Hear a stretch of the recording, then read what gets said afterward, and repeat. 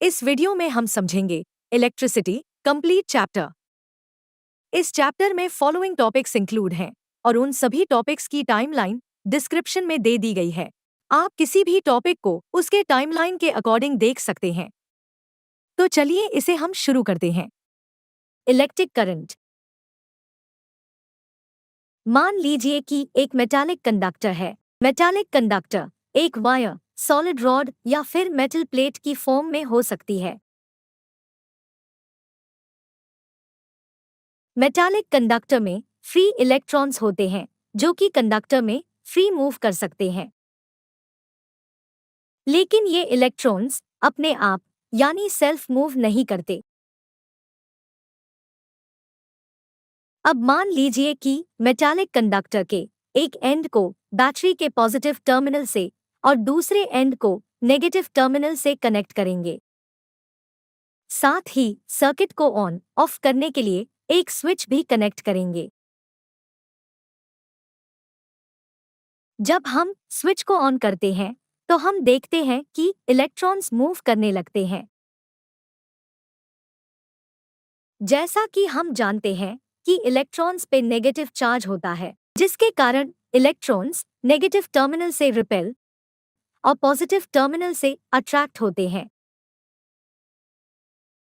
इन दो फोर्सेस के कारण इलेक्ट्रॉन्स एक पर्टिकुलर डायरेक्शन में फ्लो करते हैं। ये डायरेक्शन बैटरी के नेगेटिव टर्मिनल से पॉजिटिव टर्मिनल की ओर होती है। इलेक्ट्रॉन्स फ्लो के कारण करंट जनरेट होता है और इस करंट की डायरेक्शन इलेक्ट्रॉन फ्लो के अपोजिट डायरेक्शन में होती है।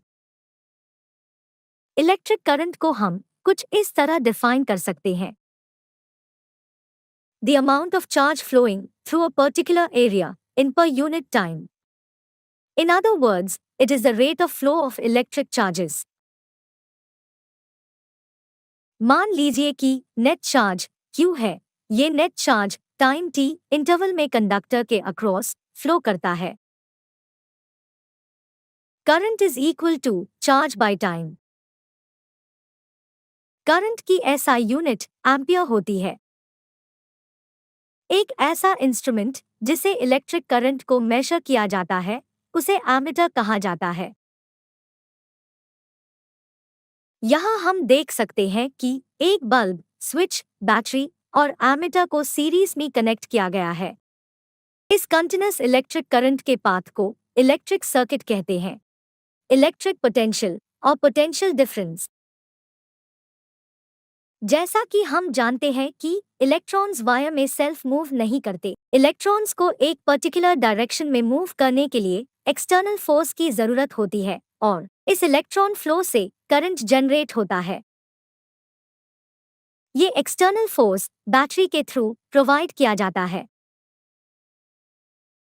बैटरी में दो टर्मिनल होते हैं जिनमें से एक पॉजिटिव टर्मिनल और एक नेगेटिव टर्मिनल होता है।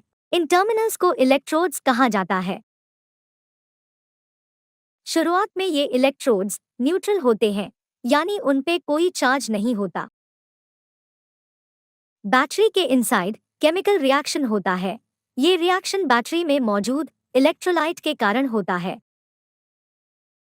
इस रिएक्शन के कारण पॉजिटिव और नेगेटिव चार्ज आयंस प्रोड्यूस होते हैं। बैटरी के दोनों इलेक्ट्रोड के पास चार्ज को अट्रैक्ट करने की प्रॉपर्टी होती है और इस प्रॉपर्टी के कारण पॉजिटिव और नेगेटिव चार्ज डिफरेंट इलेक्ट्रोड पे डिपॉजिट होते हैं और उन इलेक्ट्रोड्स पे पॉजिटिव और नेगेटिव चार्ज इंक्रीज होता है। इलेक्ट्रोड्स पे जो चार्ज क्रिएट होता है उसे हम इलेक्ट्रिक पोटेंशियल कहते हैं और दोनों इलेक्ट्रोड्स पे क्रिएट हुए चार्ज के डिफरेंस को हम पोटेंशियल डिफरेंस कहते हैं। अब जैसा कि हम जानते हैं कि इलेक्ट्रॉन्स नेगेटिव चार्ज से रिपेल होते हैं और पॉजिटिव चार्ज से अट्रैक्ट होते हैं, तो इसी कारण इलेक्ट्रॉन्स नेगेटिव इलेक्ट्रोड से पॉजिटिव इलेक्ट्रोड की ओर फ्लो करना स्टार्ट कर देते हैं, जिसकी वजह से करंट बनता है। अब क्योंकि इलेक्ट्रॉन एक टर्मिनल से दूसरे टर्मिनल की तरफ फ्लो कर रहा है, जिससे वर्क डन होता है। वर्क डन बाय चार्ज को हम इलेक्ट्रिक पोटेंशियल डिफरेंस कहते हैं, जिसे हम V से डिनोट कर सकते हैं। इलेक्ट्रिक पोटेंशियल को हम वोल्टेज भी कहते हैं और इसकी एसआई यूनिट वोल्ट होती है। Ohm's law. जैसा कि हम जानते हैं कि जब किसी सर्किट में इलेक्ट्रिक पोटेंशियल यानी वोल्टेज अप्लाई किया जाता है तब सर्किट में करंट फ्लो होने लगता है। अब मान लीजिए कि एक इलेक्ट्रिक सर्किट है जिसमें एक बल्ब को बैटरी से कनेक्ट किया गया है। साथ ही करंट मेजर करने के लिए सीरीज में एक एमीटर भी लगाया गया है। सर्किट को ऑन ऑफ करने के लिए एक स्विच कनेक्ट किया गया है। वोल्टेज को मेजर करने के लिए एक वोल्टमीटर को सर्किट में पैरेलल कनेक्ट किया गया है। अब हम वोल्टमीटर की वैल्यू नोट करेंगे और स्विच को ऑन करेंगे। स्विच ऑन होते ही सर्किट में करंट फ्लो होने लगता है और बल्ब ग्लो होना स्टार्ट कर देता है। अब हम एमीटर और वोल्टमीटर की वैल्यू नोट करेंगे। आगे हम सर्किट में एक आइडेंटिकल बैटरी सीरीज में कनेक्ट करेंगे। जब हम स्विच को ऑन करते हैं तब हम देखते हैं कि बल्ब पहले के कंपैरिजन में ज्यादा ग्लो कर रहा है।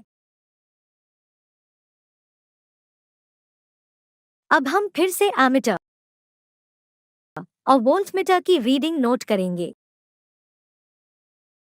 इस बार हम देखते हैं कि एमीटर की रीडिंग वोल्टेज के सेम प्रोपोर्शन में इंक्रीज हुई है। इस स्टेप को हम 3 सेल्स और फिर 4 सेल्स के साथ रिपीट करेंगे।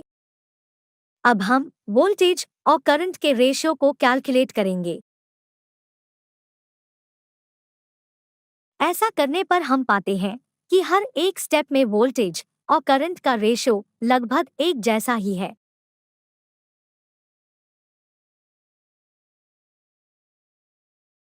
जब वोल्टेज और करंट की वैल्यू को ग्राफ पे प्लॉट करते हैं तब हम देखते हैं कि करंट वोल्टेज के साथ प्रोपोर्शनली इंक्रीज हो रहा है। करंट और वोल्टेज के इस रिलेशनशिप को जर्मन फिजिसिस्ट जॉर्ग साइमन ओम ने 1827 में डिस्कवर किया था, जिसे हम ओम्स लॉ के नाम से जानते हैं।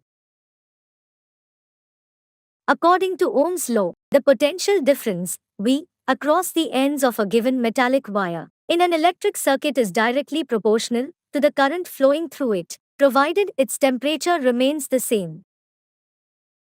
Resistance and factor affecting resistance. जैसा कि हम जानते हैं, सर्किट में इलेक्ट्रॉन मोशन के कारण इलेक्ट्रिक करंट बनता है। हालांकि कंडक्टर में इलेक्ट्रॉन्स मूव करने के लिए कंप्लीटली फ्री नहीं होते। ये इलेक्ट्रॉन्स कंडक्टर में मौजूद एटम्स के थ्रू रिस्ट्रिक्ट किए जाते हैं। जब हम कंडक्टर में पोटेंशियल डिफरेंस यानी वोल्टेज अप्लाई करते हैं तब कंडक्टर में करंट फ्लो होने लगता है। ये करंट इलेक्ट्रॉन मोशन के कारण बनता है।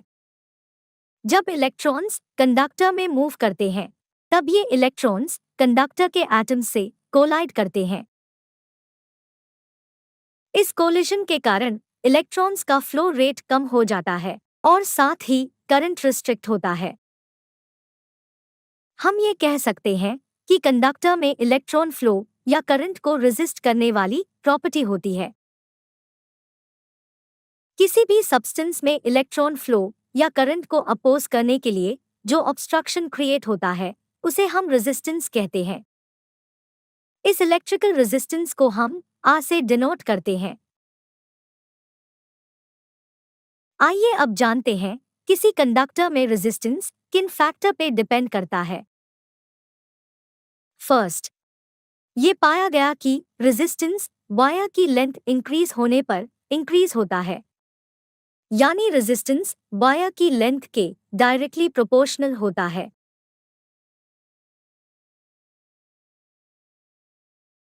सेकंड, ये पाया गया कि रेजिस्टेंस कंडक्टर का एरिया इंक्रीज करने पे डिक्रीज होता है, यानी रेजिस्टेंस कंडक्टर एरिया के इन्वर्सली प्रोपोर्शनल होता है। थर्ड, ये पाया गया कि डिफरेंट मटेरियल जिसकी लेंथ और एरिया सेम हो उनमें डिफरेंट रेजिस्टेंस क्रिएट होता है। Heating effect of current. जैसा कि हम जानते हैं कि बैटरी या सेल इलेक्ट्रिकल एनर्जी के सोर्स होते हैं। बैटरी में केमिकल रिएक्शन होने के कारण बैटरी के दोनों टर्मिनल पे पोटेंशियल डिफरेंस क्रिएट होता है।